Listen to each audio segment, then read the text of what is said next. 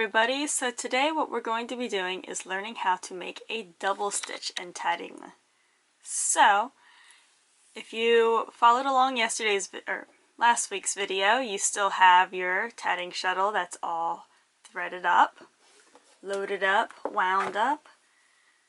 And before we get into actually doing the double stitch, I want to demonstrate a little something real quick. So the way these double stitches work is it's actually a lark's head knot that goes over top of another thread and can slide. So pretend that's your string. The tatted double stitch, also known as a lark's head knot, goes around the string. And so when you get a circle,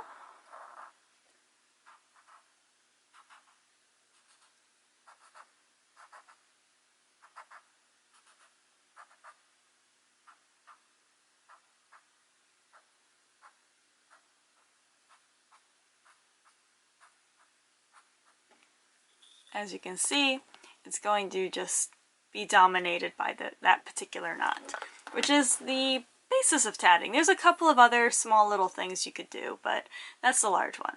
So what you're going to want to do first is pinch the tail of the thread from your shuttle between your non-dominant hands, index finger and thumb.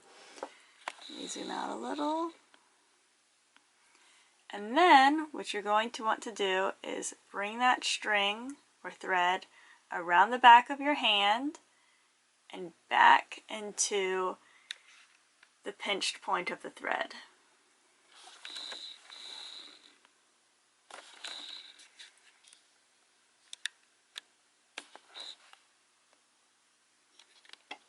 I don't know why it's turned spot focus on, and it's saying I can't. Oh, okay. I learned something new about my camera today. Okay, so you have like this weird trapezoid shape where it's the end of it wraps around your hand and you can pinch it again. Now, you can leave a little extra off the end if you're worried about it getting tangled. That's perfectly fine. And then you're going to want to hold your shuttle in your dominant hand, either between your index finger and thumb or your middle finger and thumb. That's what I find the easiest. You might have different luck, but to each one's own. And then you want to kind of wrap around the rest of the thread with this hand. So I'm left-handed, so I am doing this step first, the first half of the lark's head knot, in a particular way.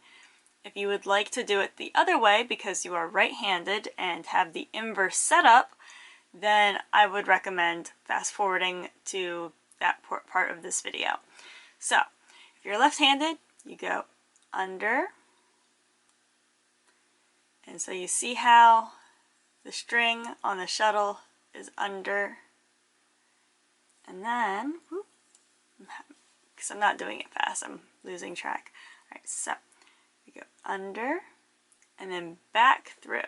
So this is a closed loop because you can still see my pinky is holding some tension here, my thumb and my words, I suppose, are holding it in this place over here. Muscles, that's the word, muscles. So you're going to want to pull, pull, pull until it's nice and tight, and then you want to release the tiniest bit of pressure on the string, and then you saw the knot flip. And that's the first half of a double stitch. So I'm going to go through it again rather slowly. Pinch, non-dominant hand, wrap around, pinch again. Seize a, I don't remember what I was going to say. Anyway, so I prefer to just do around the pinky. I feel it offers me a little more control.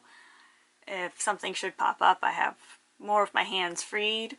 So we're going to go under and through. And you see how that looks like a lark's head knot right there, but we want to transfer it to the thread that is wrapped around my hand. So I'm going to release the tiniest bit of pressure with my middle finger, and I'm going to pull with the shuttle a little. Did you see that knot transfer? That was beautiful. And then doing it the other way for the second half of the lark's head knot, it's pretty much the same process.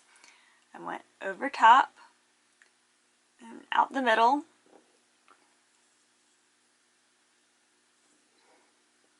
And then release the tiniest bit of pressure and boop. And there you have it, a double stitch. And you should be able to slide it. That is ideal.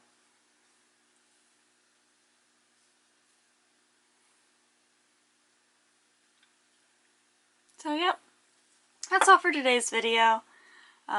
If you have any questions, feel free to ask. But I feel it's fairly straightforward, but it's also one of those things that took me 2 weeks to get the hang of this one basic maneuver.